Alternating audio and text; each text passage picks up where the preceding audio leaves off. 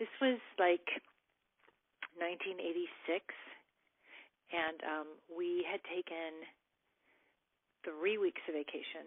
Your dad was not working at the time, right, because he was going to be going to law school. So we flew into Geneva and rented a car and started driving. We drove literally all through France from one end to the other. But this happened, I think, when we were around in the middle of France.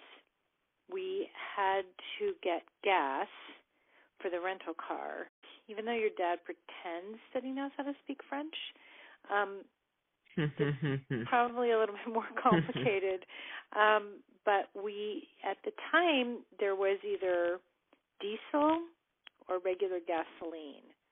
So you had to know, because in Europe, diesel cars, up until very recently, were much more common. And so the car we had rented used gasoline. But the difference in French is the words are very similar. The pricing, however, was not very similar. Diesel was much cheaper. And, of course, I kept trying to say, we have to get gasoline. But your dad, who said he knew French, knew what he was doing. So we pull in, fill up the car, and drive off. Try to drive off. Fortunately, it's down a little hill, so the engine completely quits, because the difference between gasoline and diesel is how it sparks in the engine to make the car go. Anyway, so the car dies. We roll down the hill into a service station and promptly try and explain. I mean, your dad basically had high school French, which was doing us absolutely no good. No one spoke English at the time. Now it's different. A lot of people do speak English, but then if you were in France or Italy or Spain, there was not much English spoken. So we're trying to pantomime the problem. I'm asking if she speaks Spanish, which she says she does, and I explain in Spanish, and she still doesn't understand what the problem is.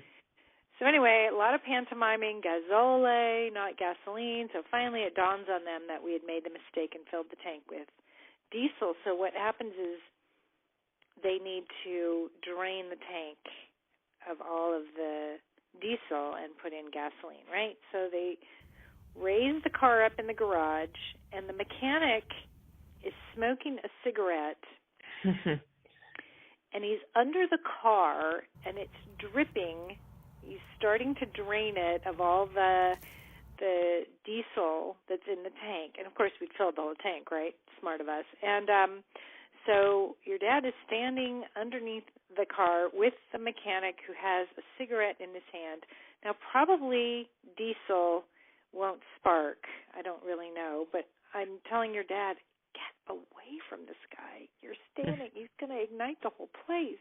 Anyway, so long story short, they drain the whole car, get rid of all the diesel, finally get the car to where they flush it out or whatever, and so we can fill it back up with gas, go on our merry way, and then not very long after that, we're going down a long hill and we're in a lot of traffic. So I think from there we went to the south of France. I just remember it was a really long downhill and we were in traffic. Your dad was leaning over because he had a bag of grapes on the floor in the front of the car that he was eating from, and he was leaning over, and the car behind us rear-ended us. And the rental car was really cheap. The seats were really, really cheap, and your dad went all the way back. And so that's how he has now a bad lower back. Traced it all from then. But anyway, so that was all in the same day. The whole gasoline mix-up and the accident in the car. But anyway, so another experience of pulling over, nobody speaking English. But apparently it worked out okay with the insurance company or the rental car because we never had to pay anything. So,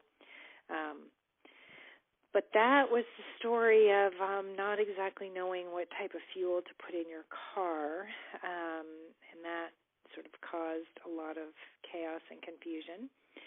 But anyway, your dad still insists that he can speak French like a native.